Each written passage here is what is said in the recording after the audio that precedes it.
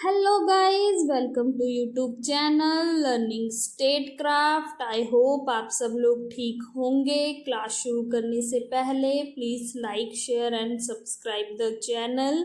I hope कि अभी तक हमने जो भी टॉपिक्स किए हैं वो क्लियर हो गए होंगे।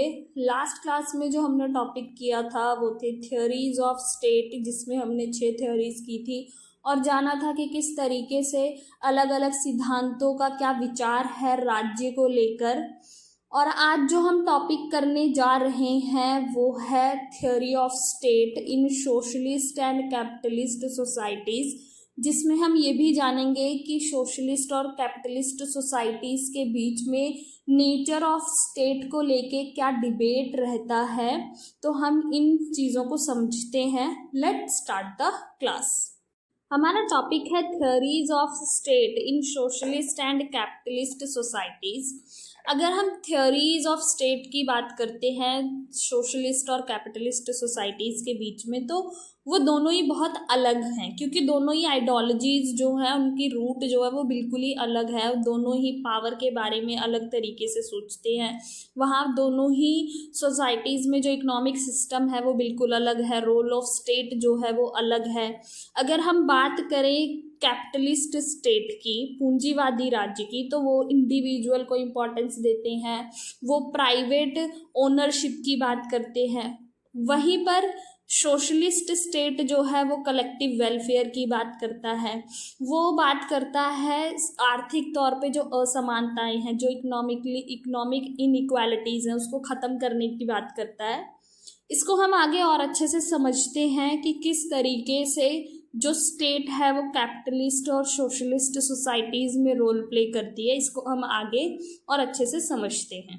Role of state in capitalist and socialist societies.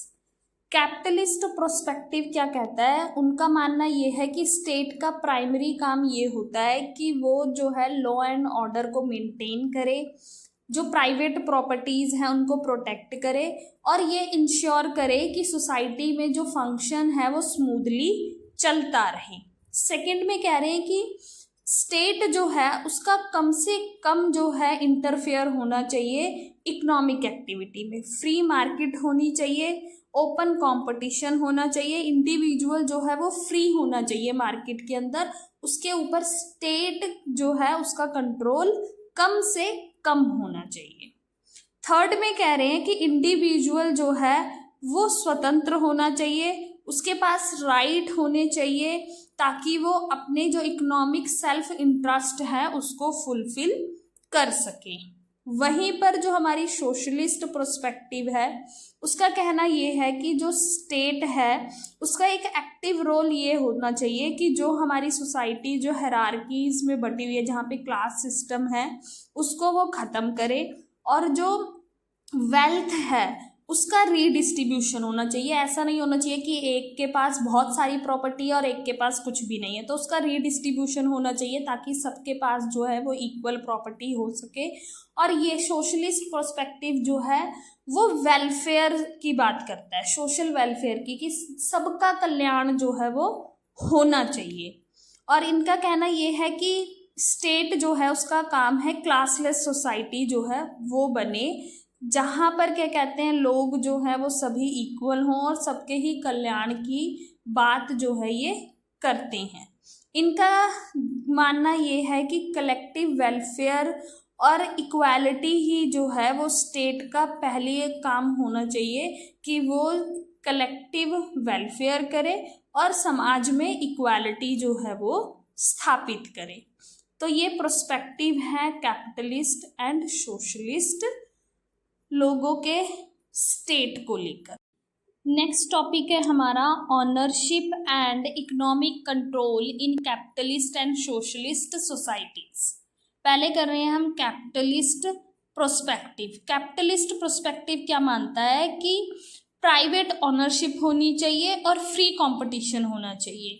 इनका ये मानना है कि जो कंपटीशन और जो प्रॉफिट होता है ना, वो एक सोसाइटी को मोटिवेट करता है प्रोग्रेस की तरफ, इनोवेशन की तरफ, और सोसाइटी जो है इससे वो आगे बढ़ती है, डेवलप होती है। और स्टेट जो है वो एक न्यूट्रल क्या कहते हैं काम करती है, उसका काम होता है हर इंडिविजुअल के इंटरेस्ट को फुलफिल करना। इसके लिए उसकी हेल्प जो है वो डेमोक्रेटिक इंस्टीट्यूशंस करते हैं। वहीं पे सोशलिस्ट प्रोस्पेक्टिव ये कहता है कि कलेक्टिव ओनरशिप होनी चाहिए। अधिकतर जो हमारी इंडस्ट्रीज हैं, जो नेचुरल रिसोर्सेज हैं, वहाँ पर कलेक्टिव ओनरशिप होनी चाहिए। स्टेट जो है उसके द्वारा वो प्लान्ड होनी चाहिए, उसके द्वारा वो रेगुलेट करनी चाहिए, और वहाँ पे एक्सप्लॉयटेशन जो है उसको एलिमिनेट करना चाहिए। ये सपोर्ट करते हैं कि एक फेयरनेस और रिड्यूस इनइक्वालिटी के साथ जो हमारा इकोनॉमिक सिस्टम है वो चलना चाहिए। और ये जो है इस बात पर ज़्यादा इम्फेसिस करते हैं कि जो वर्किंग क्लास है उसको एम्पावर करना चाहिए, और जो हमारी कैपिटलिस्ट एलीट क्लास है उनके जो प्रिविलेजेस हैं उनको एलिमिनेट करना चाहिए। इन प्रोस्पेक्टिव को पढ़ने के बाद आपको क्लियर हुआ होगा कि किस तरीके का डिबेट जो है वो कैपिटलिस्ट और सोशलिस्ट सोसाइटीज़ के बीच में देखने को मिलता है, स्टेट को लेकर, इकोनॉमिक सिस्टम को लेकर, ओनरशिप को लेकर। आई होप कि अब आपका ये कॉन्सेप्ट जो है वो क्लियर हुआ होगा। आज की क्लास हमारी यहीं तक रहेगी। आगे के टॉपिक्स को हम नेक्स्ट क्लासेस में कवर अप करेंगे। अभी के लिए इतना ही। Thank you for watching. Please like, share and subscribe the channel.